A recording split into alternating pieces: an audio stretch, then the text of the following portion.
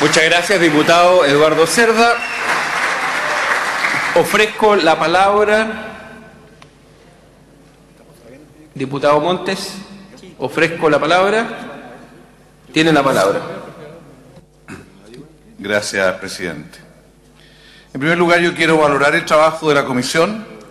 Creo que se hizo un trabajo serio, sistemático, en un tiempo breve. Y quiero valorar lo que hizo el presidente de esta comisión, el diputado Chahín, que creo que fue muy valiente, estuvo encabezando y trabajando y siguiendo todos los distintos temas. Estas comisiones no tienen éxito si no tienen presidentes que se la juegan, y yo creo que el diputado Chahín se la jugó. En segundo lugar, yo quiero partir de una premisa en todo esto. Para nosotros, para toda la oposición, el Servicio de Impuestos Internos es muy importante. Es muy importante en nuestro ordenamiento institucional y una institución que requiere legitimidad, requiere credibilidad. Y esto se ha construido en la historia de Chile. Aquí hay un patrimonio institucional de la organización, pero también de las personas y los equipos que aquí trabajan. Gente muy profesional, muy seria. Aquí cuando uno le pregunta, ¿hay izquierda o derecha dentro de impuestos internos? Aquí la división es más bien los profiscos, los que no son profiscos. Es otra la división, o sea, los que quieren realmente fortalecer la institución y jugarse por la institución. Yo creo que esta institución hay que cuidarla, hay que perfeccionarla. Hoy día, con lo que ha ocurrido en este caso, nos cuentan los funcionarios que van a cualquier pequeña empresa y les dicen bromas de todo tipo, lo ridiculizan, porque esto no es comprendido por el país. Lo que ocurrió aquí, no hay comprensión. Nosotros queremos salir de este caso con la verdad. Queremos salir con las cosas claras, para que el Servicio de Impuestos Internos se fortalezca al final de esto y que no salga debilitado. Eso es lo que está detrás de esta comisión y de todo lo que se ha trabajado. El diputado decía por ahí que él no conocía, que hubo persecución a Pereira, a Vila. La verdad es que para nosotros el problema no es ni Pereira ni es Vila, es impuestos internos.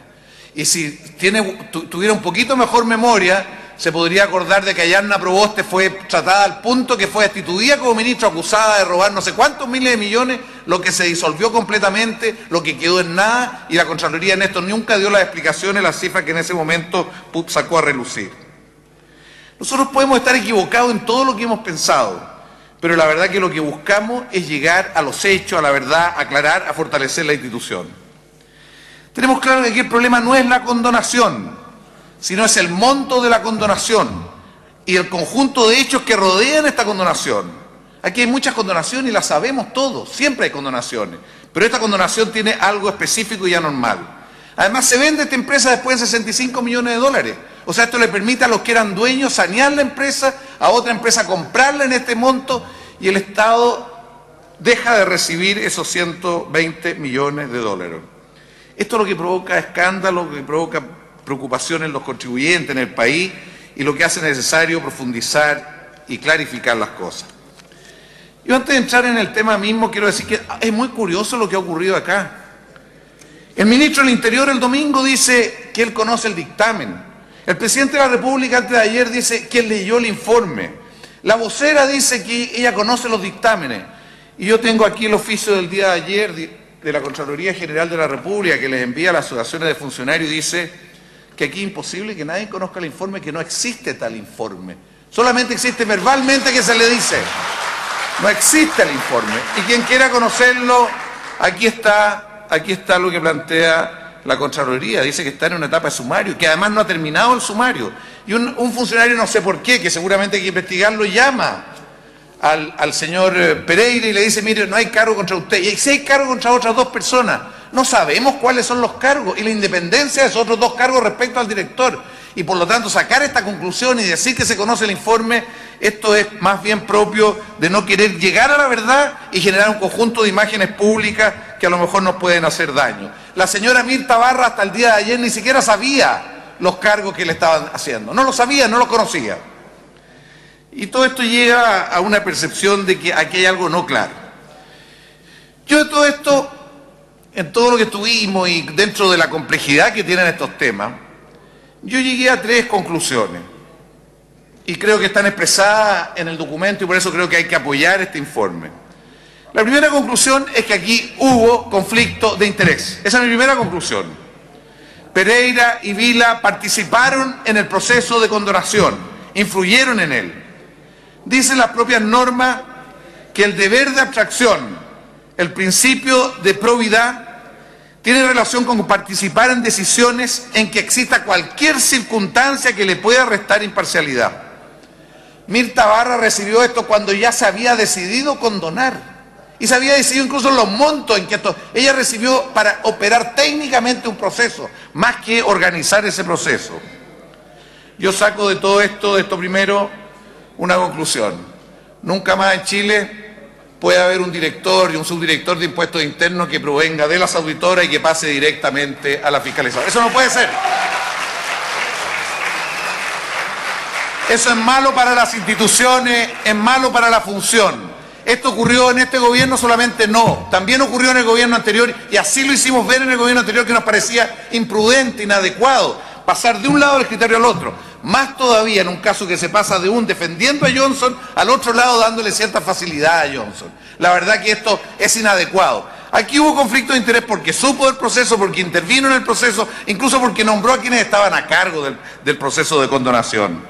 Y esto tenemos que, aquí primero tiene que acreditarse con todos los antecedentes jurídicos, que ya lo tiene el informe, pero a su vez hay que presentar un proyecto de ley, por lo menos así lo pensamos en la comisión, para generar esta inhabilidad permanente. La segunda cuestión que yo me planteo, una pregunta: ¿hubo fraude al fisco en este caso o no hubo fraude al fisco? ¿Esto es algo distinto? ¿Acaso hubo o no conflicto de interés? La pregunta es: ¿se hizo regularmente la condonación de los 120 millones de dólares o no? Sobre esto yo quiero ser muy franco y decir, aquí al menos yo tengo dudas. Hay indicios de que efectivamente podría haber sido así, pero también no tengo suficiente elemento para acreditar que haya sido así. Un elemento que a uno le genera duda: ¿cómo se explica que en una institución como la Dirección de Grandes Contribuyentes, que es responsable del 40% del total de tributo de este país, haya habido tal inestabilidad en su dirección y en su equipo? ¿Cómo se explica eso? Que entran y salgan. ¿Cómo se explica que una persona que va pasando casi por afuera, como le dijimos en la comisión, un día en el cargo lo hacen firmar un elemento fundamental de esto? Eso es un indicio de que algo no suficientemente claro y transparente ocurrió acá. Nos parece poco claro que hayan habido conversaciones entre las partes y que nosotros llamamos negociación en la discusión. Nos parece poco claro que el Banco de Chile, Cencosud, Johnson, Impuestos Internos, hayan tenido procesos de conversación para buscar una solución que con el pago de 8 millones de dólares se iba a condonar la cantidad que se condonó. Indicios de que algo no está claro. Sobre el proceso mismo, ¿cómo se hace el cálculo que permite pagar 120 con 8? La verdad que eso, de todo lo que nosotros discutimos, creemos que hay que precisarlo al detalle, porque es el origen de muchos de los problemas. Además hay que tener claro que aquí hay pérdida mala y hay pérdida buena, a la cual se le aplica el impuesto respecto al cual hay las condonaciones correspondientes. Aquí es muy importante aclarar una frase que ha dicho el señor Pereira permanentemente. Él dice que hay ganancia para el fisco con esta operación. Nunca pudo demostrar y fundamentar en la comisión que había ganancia para el fisco. Y nos parece que esa idea se funda en una construcción que no es real, que se funda en valorar las pérdidas malas como algo que podría haber generado condonaciones futuras o solicitudes de rebaja de utilidades. La verdad que aquí están cuestionadas las pérdidas mismas, por lo tanto los 600 millones de dólares que tenían que ver con esto no podían ser después considerados como parte de la ganancia porque no estuvieron como posibilidad de ser imputados como pérdida. Aquí hay indicios, por lo tanto. ¿Y qué es lo que hemos concluido nosotros de esto? Yo les pido que miren el informe. Lo que hemos concluido es que esto tiene que ir al Ministerio Público y al Consejo de Defensa del Estado. Que aquí tienen que tener todos los elementos para profundizar en el conocimiento de los hechos, de las situaciones. Y que quede absolutamente claro. ¿Por qué? Porque nosotros como comisión no tuvimos posibilidad de hacerlo. Porque no tuvimos acceso a los expedientes internos que eran clave. Y no lo tuvimos porque la derecha aquí impidió, porque se requerían 2 votos para eso, adicionales a los nuestros. No teníamos acceso a los expedientes. Creo, presidente, de que esta experiencia de esta comisión debe llevar a sacar lecciones a la Cámara de Diputados. En otros países, cuando se constituye una comisión investigadora, se ponen a disposición de esa comisión investigadora, por ejemplo, en un país se pone a disposición un equipo de la Contraloría, que permita entrar al fondo, incluso al secreto en este caso, y que permita hacer un trabajo mucho más a fondo. Nosotros ni siquiera logramos descubrir que el señor Pereira tenía en el Campo Lindo, no sé cómo se llama, Campo Viejo, era parte de un negocio con Cencosud en unas tiendas que... No lo descubrimos, porque solamente vimos el nombre ficticio de la empresa a la cual operaba eso. Y eso, tener un equipo más especializado, lo podría haber hecho. Creemos que la Cámara tiene que fortalecer su capacidad de investigación y creo que este informe hay que aprobarlo para que vaya al Ministerio Público, que vaya al Consejo de Defensa del Estado, que se llegue a toda la claridad del caso y se demuestre si hubo o no fraude al fisco y si hubo o no conflicto de interés, de tal forma que el país entero quede muy claro. Sería un error no aprobar este informe y no permitir que eso ocurriera. Y el tercer tema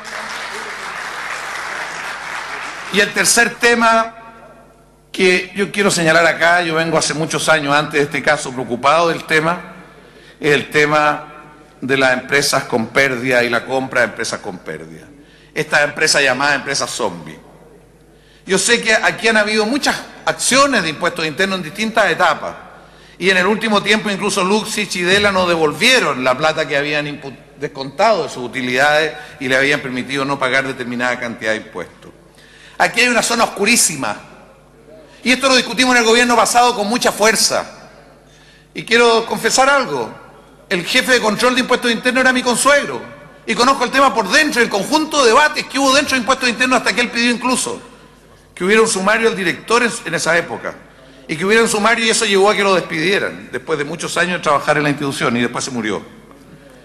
Creo que hasta Vigi, las empresas con pérdidas solo se podían operar 3 años y dentro del mismo rubro. Esto se fue naturalizando sobre todo en los gobiernos de la concertación y fue fuente de mucho negocio de mucha gente. Esto viene desde antes. Y esto es fuente de evasión, fuente de ilusión muy fuerte.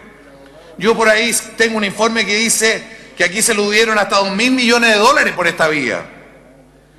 Yo creo que tenemos que cerrar este flanco una vez por todas. Está bien, pensémoslo, volver a lo que era antes, 3 años dentro del mismo rubro y además con posibilidades claras de calcular cómo las pérdidas del año 81, que son las empresas que compró Johnson y que están en la base de este negocio, cómo las pérdidas del año 81 se transforman en una bolsa de pérdidas al año 2010. Si algo totalmente desnaturalizado, ¿quién sabe como economista cómo actualizar una deuda con rigor? Una pérdida del 2010 en una pérdida acumulada a esta fecha. Aquí hay una fuente de grandes distorsiones, una zona tremendamente negra y oscura, y yo pido a toda esta Cámara que lo pensemos más y que busquemos una solución de fondo, porque esto está en la base de este problema y en muchos de los otros juicios que tiene impuestos internos con otras personas, que no quiero ni siquiera mencionar, son muchas personas muy conocidas. Yo termino, señor presidente, llamando a la sala a aprobar este informe, y aprobar este informe significa que se ha hecho un buen trabajo, aprobar este informe significa que esto tiene que ir al Ministerio Público, tiene que ir al Consejo de Defensa del Estado con toda la información que acumulamos, con los indicios de irregularidades que hay acá, para que pueda ahí establecerse la verdad con toda seriedad y que de esto salga impuestos internos fortalecido como una institución central de la organización del Estado. Muchísimas gracias, presidente. Muchas gracias, diputado Carlos Montes. Para continuar con el debate, tiene la palabra el